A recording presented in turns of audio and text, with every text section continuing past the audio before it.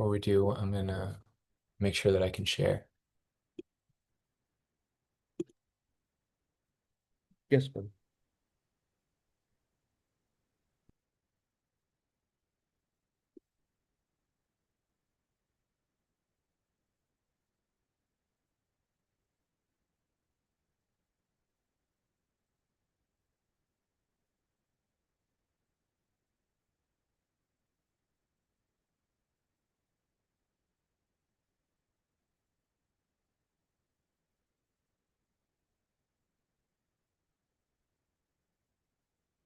Namo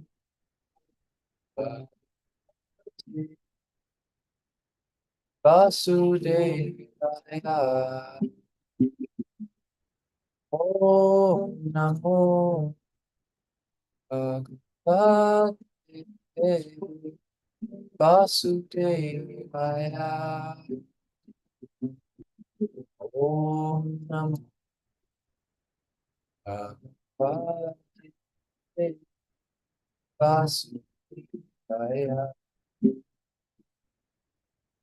Jaya Radha Madhava Jaya Kunja Vihari Gopi Jana Vallabha Jaya Vara Hari Jashodanandana Jaya Raja Jana Jana Jamunati Bhavanachari Jamunati Bhavanachari Jaya Radha Madhava Jaya Kunja Vihari Jaya Radha Madhava Jaya Kunja Vihari Gopi Jana Vallabha Jaya Vihari Gopi Jana Vallabha Jaya Girivara Jashodana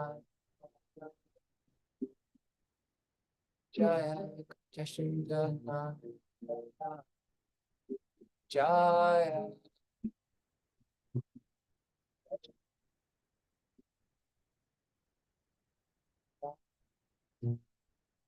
Jaya Jam Jaya Jam Hare Krishna Krishna Krishna Hare Hare Hare Rama Hare Rama Rama Rama Hare Hare Hare Krishna Hare Krishna Krishna Krishna Hare Hare Hare Rama Hare Rama Rama Rama Hare Jaya Prabhu Jaya Jaya Rama Jaya Jaya Jaya Guru Deva.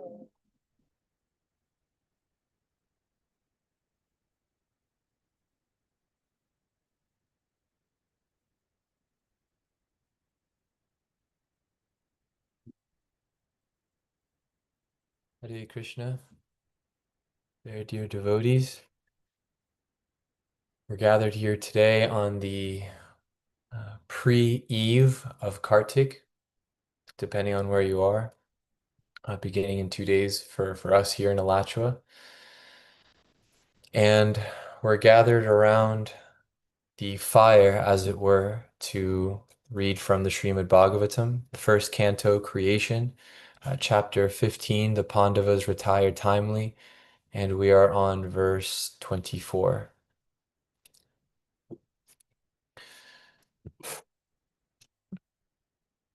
Parayanaittad Bhagavata Ishwarasya Vicheshtitam Mito Nignanti Bhutani Bhavayanti Chayanmita.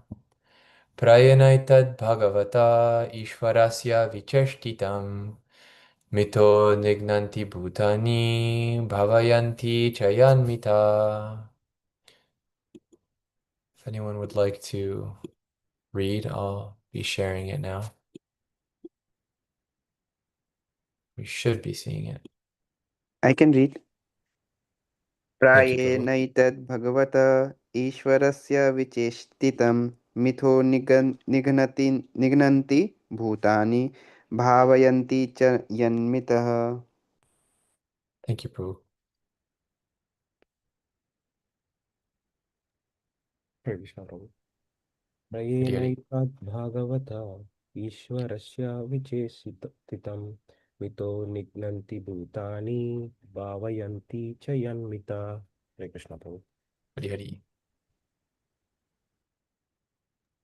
Prabhu, I would like to try, Prabhu. Excellent.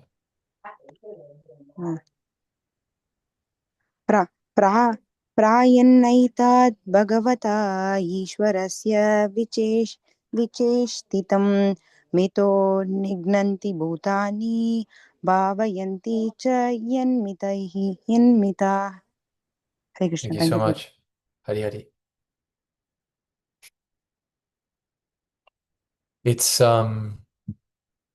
It's very nice that we can be connected through vibration with these texts and with these words.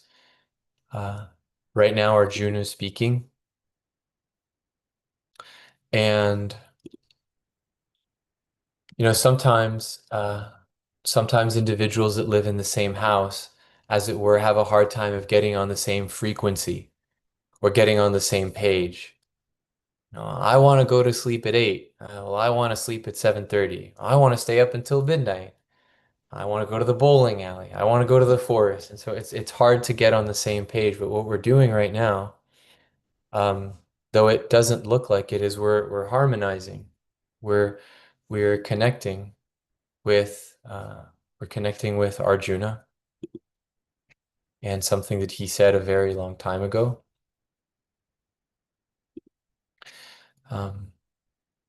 And this is what it takes. It doesn't take force, right? Arjuna isn't forcing us to do this, but it takes the voluntary participation of two people. Arjuna,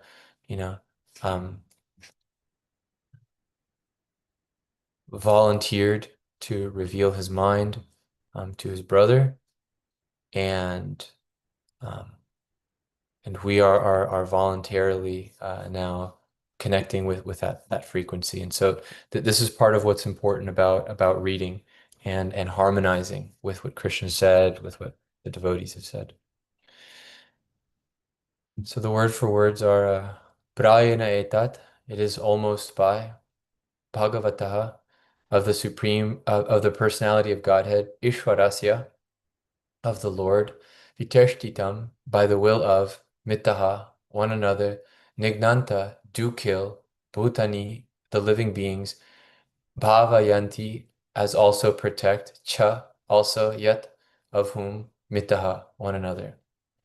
And the translation is given by His Divine Grace, Srila Prabhupada. Factually, this is all due to the supreme will of the Lord, the personality of Godhead. Sometimes people kill one another, and at other times they protect one another. So we'll read the purport, and as we go along, we'll examine the garland that Srila Prabhupada has put around this verse in the form of his purport. Before going forward, I would like to ask for the blessings of all of you. I've heard it said that the instruction of the spiritual master comes with it the ability to do the instruction of the spiritual master. And so sometimes we ask, "Oh, Gurudev, give me mercy so that I can do this service." But the instruction of the Guru is the mercy itself. Um, when Prabhupada said chant Hare Krishna and be happy, but he also said chant Hare Krishna and fight, that instruction of his gave us the ability to do that. Nobody just sat around one day and thought, what about these three sounds, Hare Krishna and Ram, and putting them in this order, and then dedicating my life to chanting it. So that came through by the instruction of the Guru. Um, so I was very kindly instructed to speak on these topics of Bhagavatam, though I just want to admit to everyone that these things are only possible because of the blessings of the devotees that desire it to happen. So I do ask that you uh, continue to invite me to serve you in this way. Purport. According to the anthropologists, there is nature's law of struggle for existence and survival of the fittest. Of course, one of the anthropologists that Srila Prabhupada is referring to here is Charles Darwin, and he proposed an idea that's been developed that a lot of his theory of evolution was rejected, but it served as a foundation upon which modern anthropologists have modernized and reformed. They still believe in evolution in a similar way, but it's some things are very different. So Darwin believed that there are, to give a very simple example, there's being one and being two. And being one has a certain advantage in an environment, and being two has an advantage in another environment. And they will prosper in those environments where they have an advantage, like the elephant and the crocodile, land and water. If any one of them comes into the environment of the other, then they'll either, by their own weaknesses, not survive, and they will be, or be defeated by the other. And so that's taken at scale. That would be the theory of evolution, that the beings that are most fit to survive and conquer over the others are the ones that are going to prosper the most. But here, Prabhupada is saying, but they do not know that behind the law of nature is the supreme direction of the Supreme Personality of Godhead. So let's take let's take for granted that this might be the case, that things are happening in the material world, that there is the temporary um, thriving of a certain being, and the temporary extinction or disappearance of another. But behind this is still the hand of Krishna emphasizing one and withdrawing another, so that it's still not a purely mechanical system. What the sages argue against is that the system is not independently thoughtful. So it's not that the genes, as this line of information, are writing themselves or making independent decisions to prosper or repress on some mechanical trigger, but that rather it's the expression of the soul that's harnessing some abilities of its body and pushing those things forward by the grace of God to do these things. Krishna says, I am the ability in man. So whatever ability a man or a human being has latent within their body, either expressed through their genetic potential or their energetic potential, the fact that we can access even close to it or anything at all is still an expression of the relationship that the jiva has with the Paramatma. So that's what the sages, they want to do away with this idea that the material world on its own is choosing things. Now, it can seem like, well, what's the big deal? Okay, let's move on from evolution and talk about something else. But when you build a worldview on on a faulty axiom, or in other words, if you build a house on unsolid foundation, a deviation of a degree might not look a lot when you build a foundation. But if your building is 4 stories high, then, you know, it exponentially deviates as every inch goes by. So from very far, it'll look like the Leaning Tower of Pisa. So the idea that the material world is independently deciding to do things can seem innocent enough when we speak about evolution, but in a behavioral, day-to-day experience, it's a very disempowering philosophy because then we get into, we might develop such philosophies of, oh, I have a predisposition to mental illness or intoxication or this neurosis or that neurosis. Whereas those things should be looked at very carefully.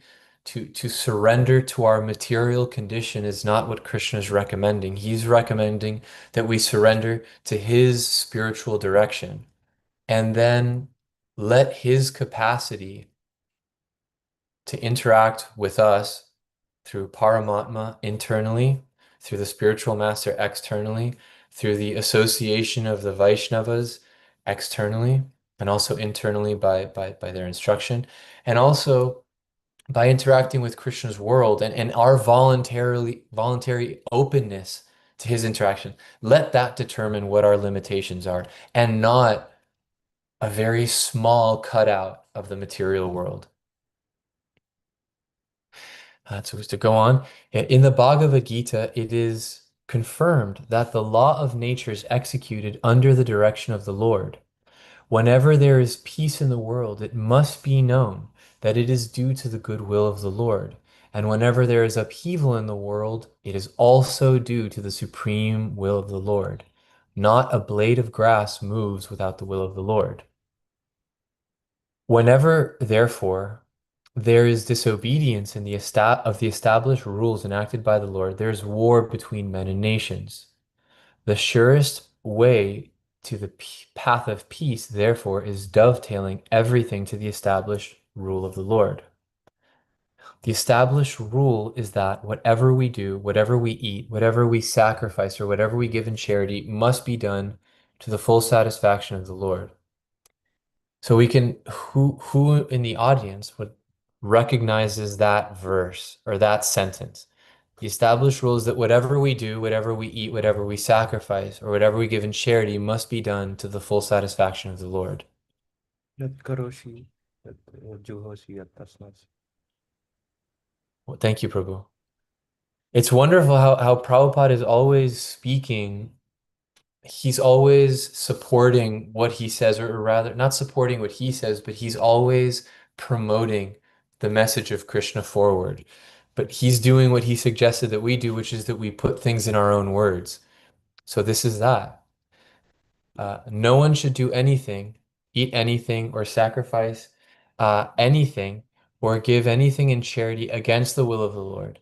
So Krishna is going to mention that in chapter 18, I believe, when he speaks about um, the modes within which things are done. He says that there's goodness and charity, there's goodness and ignorance, there's goodness, charity and goodness, there's charity and ignorance, and charity and passion. So did anything that we read just now stick out?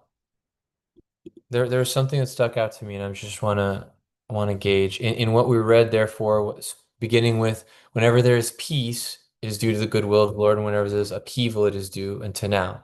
Did anything stick out to you? Something stuck out to me.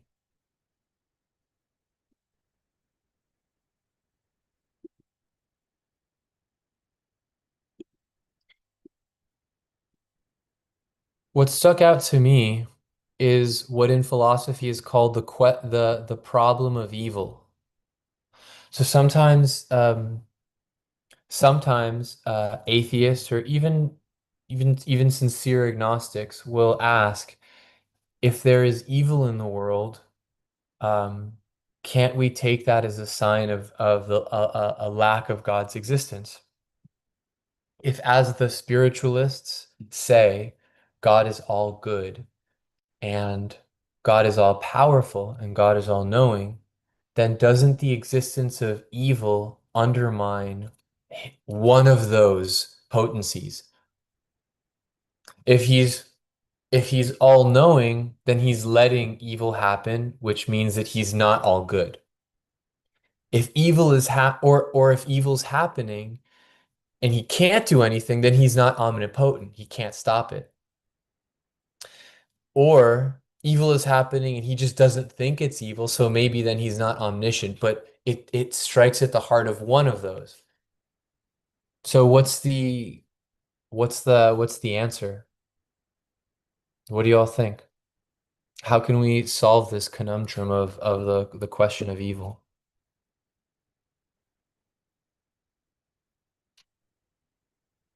By telling everything in the service of the Lord, as Srila Prabhupada mentioned. Yes, that's one way of undoing evil in the world. Is that what you're saying, Prabhu? That by connecting things with Krishna, there will be no more evil. Correct. Okay. So then my question is, how is it possible that we have been disconnected? Doesn't that mean that God is either not all good or not all strong? How is it possible that something can not be dovetailed with him? How are we sure that Krishna really is who he is if there is such evil in the world? Why is Krishna allowing this? What Because do you Krishna think? doesn't interfere with our free will, Prabhuji. He's not interfering with our free will. Yes, but it's hurting so many people in the world. Why doesn't he take that away so that only good things happen?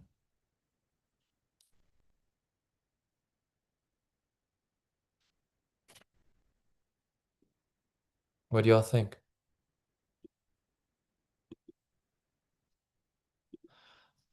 Hridayananda Maharaj um, answered this very nicely by saying, if Krishna took away our free will, a greater evil would exist in the world. So Krishna's choosing to let the small evil happen of problems on earth, and we'll come back to why we're calling it small, for the greater good of you're still free.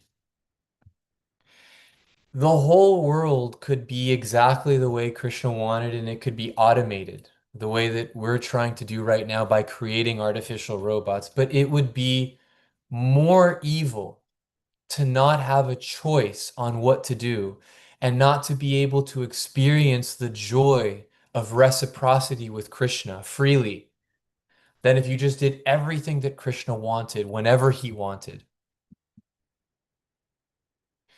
Why we call it a smaller evil, and it's a two-part solution. One is, okay, so let's go back. The problem is, if God is all good, why is there evil? That's the question that the atheists and the agnostics asks. The answer of the Vedanta, of the Bhakti Vedanta, is that one, a greater evil would be committed by God if he got rid of our free will. And two, the experiences of evil that we're having in this material world are illusory representations of reality, but they are not they are not eternal facts. For example, when we dream, sometimes we have nightmares. But the intensity of that nightmare is worth being able to do whatever you want when you're awake. That's the payoff. We can do whatever we want and watch a scary movie when we're awake, and then when we go to sleep, we have crazy dreams that are that. So that's the payoff. The payoff is when you're awake in your waking life, you're totally free to do anything you want. But that's going to affect your subconscious, and then when you dream, it's going to express itself. So we're free to love Krishna, and we're also free to not express that love.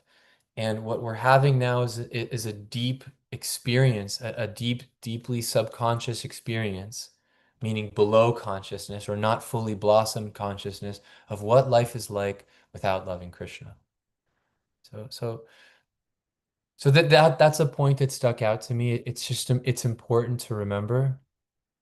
Um, yeah, it's important to remember.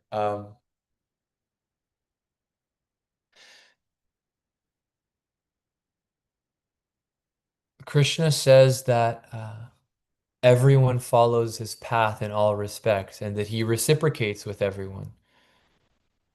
So when things are working well and there's peace in the world, it's because the soul is Anu and Krishna is Vibhu. He's very big and the soul is small, and we naturally follow.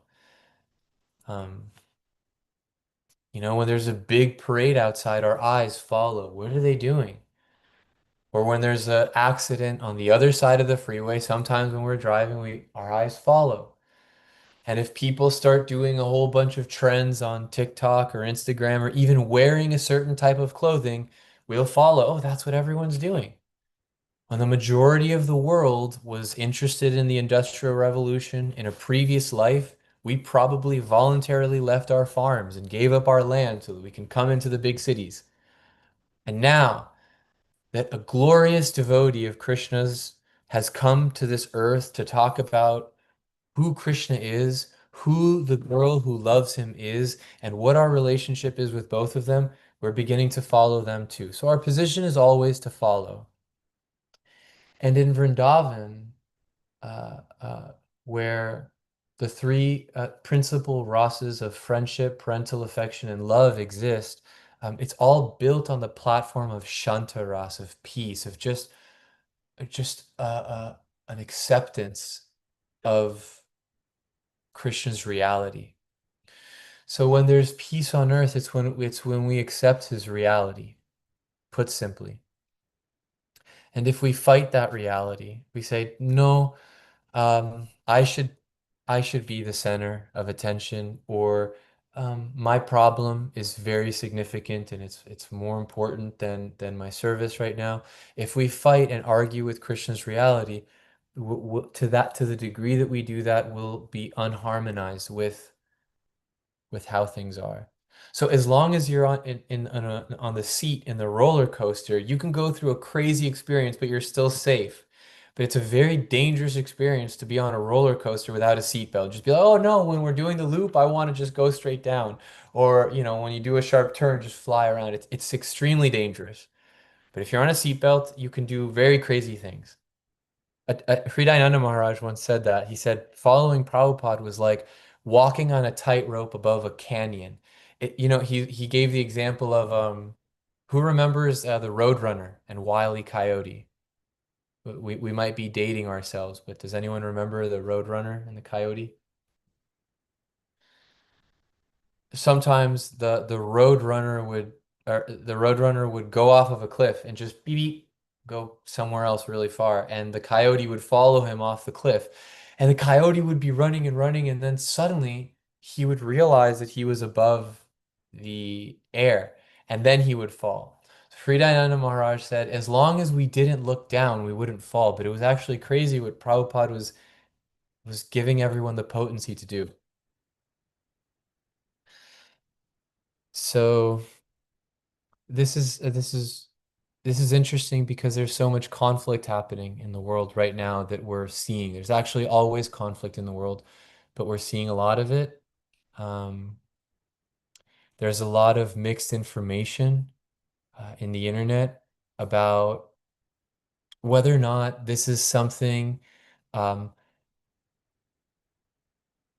whether or not the conflict that's happening in the Middle East, or the war that's happening in the Middle East, or the genocide that's happening in the Middle East, between Israel and Palestine or Gaza, is the accidental result of miscommunication, whether or not it's an intentionally designed conflict, whether or not it's the expression of, as Prabhupada once said, that all of these animals that we're herding will take birth as the residents of other countries and incite war upon us. Whether or not it's the result of our karma. For our purposes, it's not important to know outside who's at fault. Like Parikshit Maharaj discovered earlier in this canto, when he asked Dharma, the personality of Dharma in the form of a bull, who did this to you? And the bull responded, Dear King, if I told you, or if I pointed the finger at who did this to me, I would be implicated in their crimes. And Srila Prabhupada explained in his purport that for us to look for fault in the material world is to become contaminated with the very modes of nature that we are putting at fault. Does that make sense? If we look outside and try to say, well, is it Israel or Palestine's fault? Or is it the US for funding? Or is it China for using them as a proxy? Or Russia? That whatever modes of nature are affecting those political adversaries or political figures, we're contacting it. We don't, the consciousness was the original internet. It's the original interconnected node that sees other nodes. We don't need to be proximally close to a mode of nature. About we can just think about war and be in contact with Rajagun and Tamagun. But this is to our benefit, because we can also think about Nanda Nandana, and we can think about the japa mala that Krishna has, that he uses to count his cows as they come back from the pasture. Or we can think about Srimati Radharani getting in trouble because she's churning water instead of milk. So we are contacting Vishuddha Sattva. We're contact, and not only Vishuddha Sattva in in, in a modality, but we're also contacting Prema Bhakti, Mahabhava. We're contacting love. So this is very good news.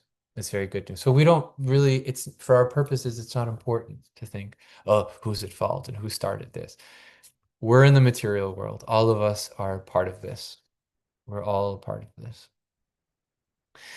So here, discretion. We'll continue. Discretion is the better part of valor, and one must learn how to discriminate between actions which may be pleasing to the Lord and those which may not be pleasing to the Lord. An action is thus judged by the Lord's pleasure or displeasure.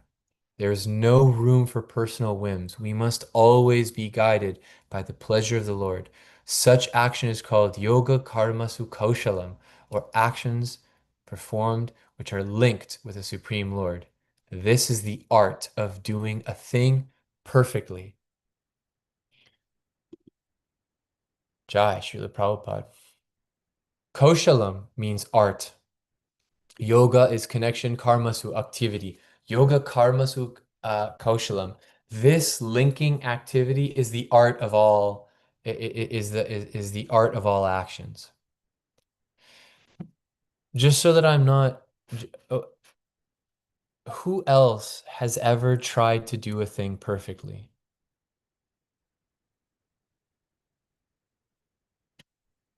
Anyone?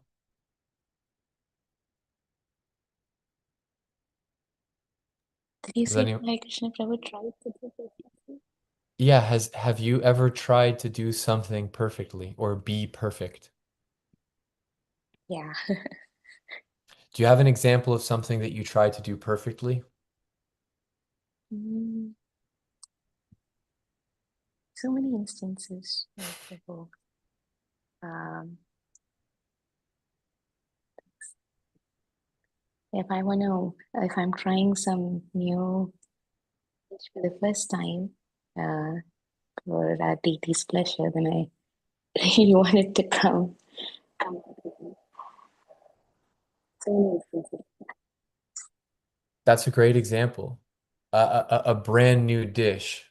Yeah, Yeah, so we have, and there's a lot of things that go into what makes it perfect. Thank you for sharing. There's how it looks, right? So our eyes are looking, and when you go to a nice restaurant, sometimes things look so nicely presented and it looks visually perfect. But then you can taste it and it's maybe not so good. And so it doesn't pass that test, and ultimately that might be more important to some people, right?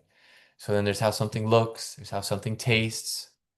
And then also for food, there's, how something feels. Also, consistency is very important to some people. And so we're using the senses to say, yes, this is the way, because my eyes like this, or my tongue likes this, or my touch likes this. So that's what we're doing.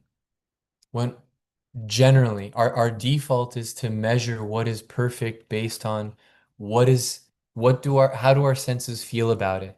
Prabhupada here is thus saying there is no room for personal whims. In other words, that's the activity of the mind to accept and reject it. I like it, I don't like it. This is a hard thing. And I think about this a lot, actually. I remember my grandmother and I used to argue. When I was very young, I used to tell her, I'm going to be perfect. And she said, there's no such thing as being perfect. And I would argue, there is, and I'm going to do that. And she's like, well, how would you even measure? And we would kind of bicker. I didn't have a very good vocabulary, and she was encouraging me just by even entertaining my thought. But we would argue this way about perfection. And when I met Srila Prabhupada through his writing and the devotees, this idea is becoming more refined now. But there is within us, or at least there is within me, the desire for perfection. And Anita Prabhu, thank you for sharing. There's a desire for you, at least in regards to so many things, but in cooking as one. And here Prabhupada is giving us, well, what is the art? There's so many different ways of judging. For example, I like to write poems, and sometimes a poem will look interesting. It has two lines or a couplet and has a space and two lines, and it just looks very neat. And then you go to the end, and there's like a musicality to it. I walk down the street, smiling at who I meet. The clouds were up above. I am feeling love. And it's just, it's a nice little rhyme pattern, and it's simple. But then somebody else might think that is not perfect because that's following too many rules. You need to write freely and without following that. And the poem should be more like life. I walked and bumped my feet, and then I stopped and said to meet someone on the street, and all this. So we can get lost in the ways that in all of the different ways of measuring perfection. Um, and I think why this is important is because our desire to be perfect is also connected, and anyone can disagree with me. It is connected with our desire to be loved, or our desire to feel deserving of love. Um,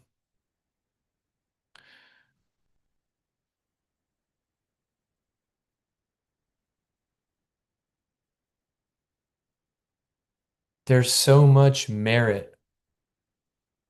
There's so that we live in what's called a meritocracy, or a world of merit, which is another word for karma, actually. Merit is another word for karma. If you do good, then you get money. If you drive well, then you don't get pulled over. If you show up early, then you get appreciation. If you cook well, then someone smiles. If this, then that.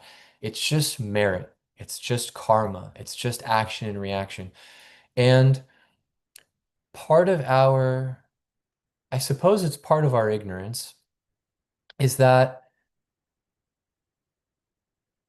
and it's hard to trace out how this happened or why, but we've come under the idea that if we don't do something, then at the very heart of it, we won't deserve to be alive in Krishna's love and all the different expressions of that love, right? I mean, why am I working so hard? I'm working so hard because because I think that, or the way that I'm working is I think that my effort is what's going to protect me in this world when another financial crisis happens, or if war comes, I'm stocking up vegetables and fruit and trying to get land because I'm afraid of what's going to happen.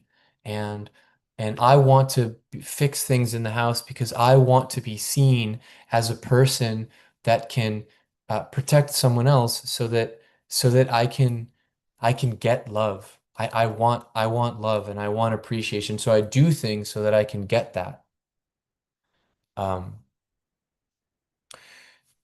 Yoga now is always connected with Krishna. We don't call yoga the connection that we have with karma. We call it karma bandhana. We call it bondage because it's not free.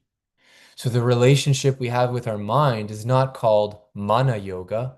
It's like a kind of bondage. I'm stuck with this, right? But I'm not stuck with Krishna in the same way. That relationship and that linking is happening voluntarily.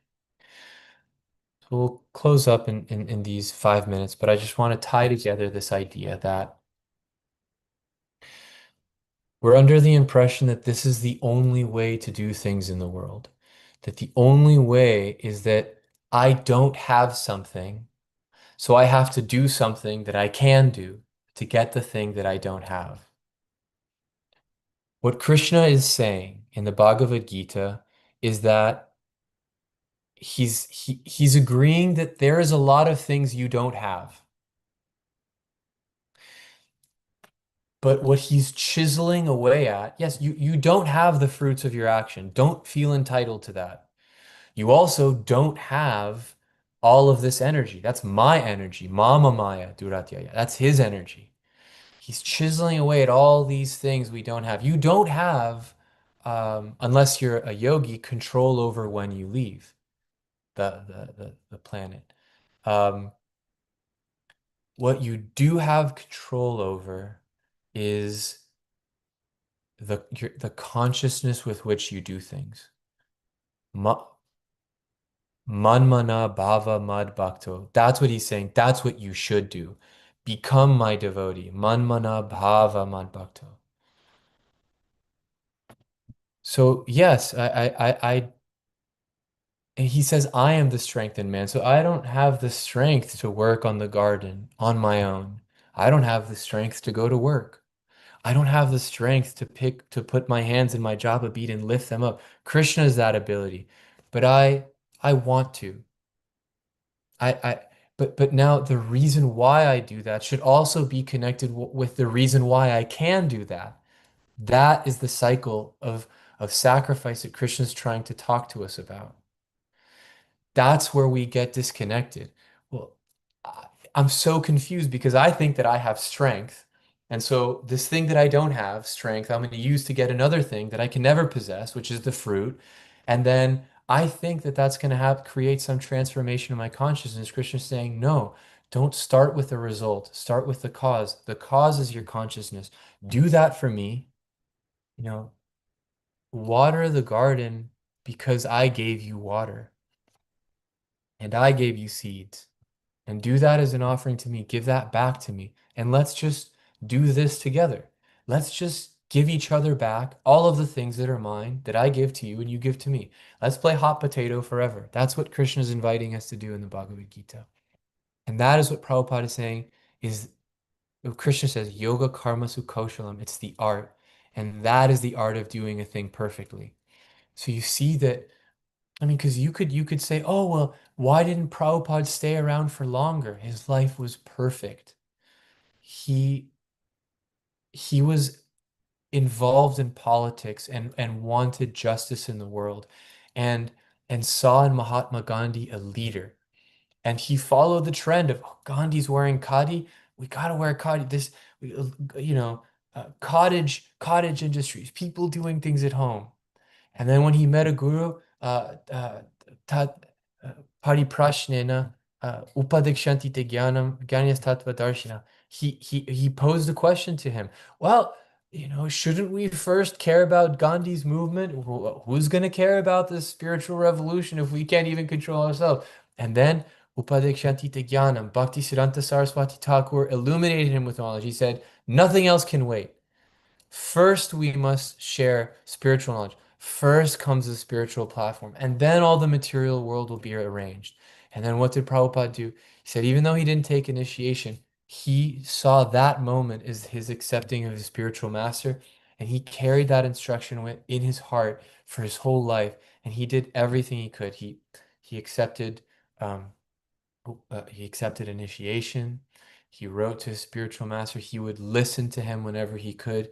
He took care of his wife, and to his own admission, he said he said she was so kind to him and that he was very difficult with her, and he took care of his children. He started companies, pharmacies, but whenever, we know from Srila Bhakti Charu Swami's and Srila Satsvarup Das Goswami's Prabhupada Lilamrita and Abhay Charan respectively, and through Prabhupada's telling of his life, we know that Prabhupada was always preaching.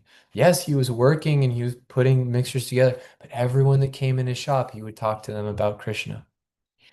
And then he's, oh, we can do this thing with the Bhagavad Gita. And he wrote a manuscript. It later got sold, which precipitated his taking Vanaprastha. He started the League of Devotees. It didn't work out there the way he wanted. He came over here, and then look at what he's done. And then he left his body the exact way that Krishna suggested a devotee do. Antaprayana, at the moment of death, being conscious of me. Brahma nirvanam gacchati, richati. He can attain the kingdom of God. So that Prabhupada lived a perfect life. It was perfect. So you can see, oh well, he didn't live with his wife forever. Oh, he didn't leave his body for longer. Oh, he didn't start it sooner. But nobody looks at that because those are material considerations. What Prabhupada did was so driven by his love for his spiritual master and his desire to serve Sri Krishna through that service that it changed the whole world. That you can't see Prabhupada through a material lens anymore. So the eyes aren't good. The material logic isn't any good anymore. It's the heart can weigh properly what Prabhupada's done, and all we need to do is look at the change in our own lives to see the glory and perfection of Prabhupada's life. So that's, thank you for your prayers and your kind attention. All glories to Srila Prabhupada. Hare Krishna. If anyone has a comment or a question, the floor is yours.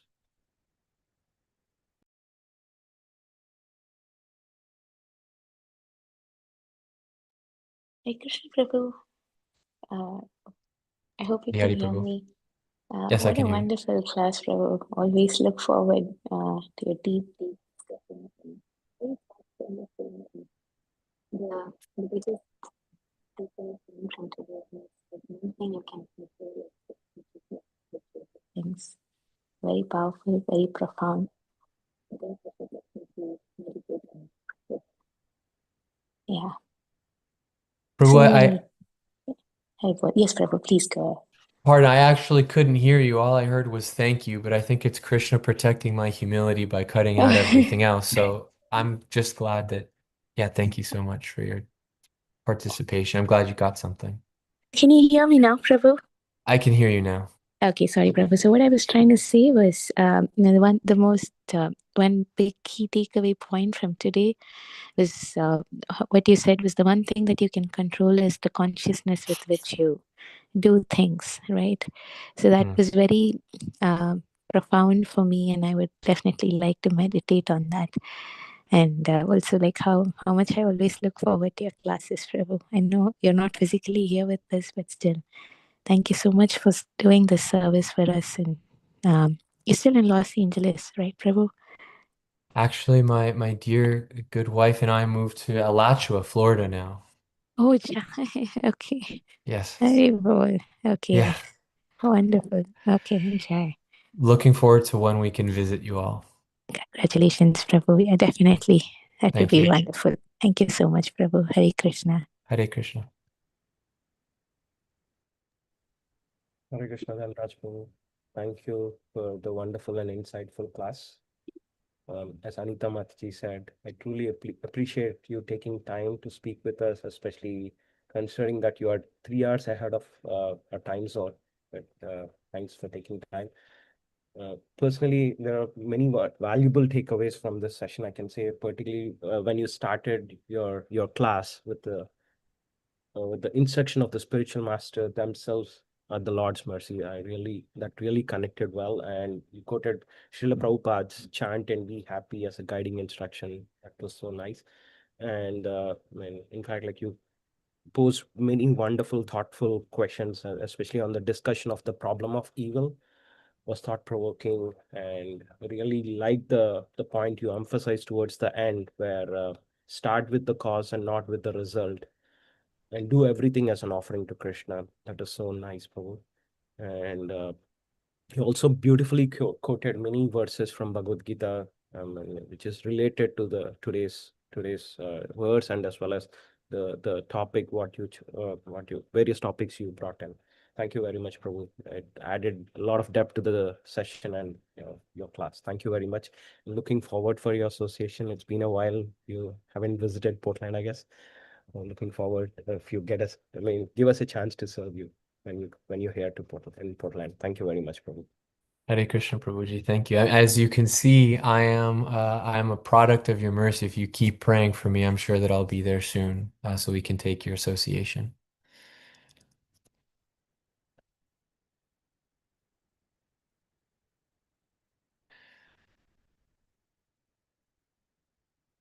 Very Yep. well. Yeah, does any other devotees have any comments? I see Sarvashakti Mataji and Vijay Mataji posted some comments. Hare Krishna, Prabhuji, thank you so much for the wonderful class. Very instructive. Hare Krishna from Sarvashakti Mataji. And Vijay Mataji, thank you, Prabhu, for a wonderful class. Hare Krishna. Hare Krishna. Very bold. No other comments. Thank you very much, Dhanraj Prabhu. Thanks for joining. Thank you, devotees, for joining. Hare Hare. We go. Thank you so Vancha much, Prabhuji. kalpa Vanchakalpatarubhyascha. trubhyascha kripa sindhubhyaiva cha patitanam pavanebhyo vaishnavibhyo namo namaha. Srila Prabhupada ki Jai. jai. Hare Dhanraj Krishna. Prabhu Take ki jai. Jai. care, dear Thank you devotees. so Hari much, Hari. Prabhuji. Hare Krishna. Hari Hari.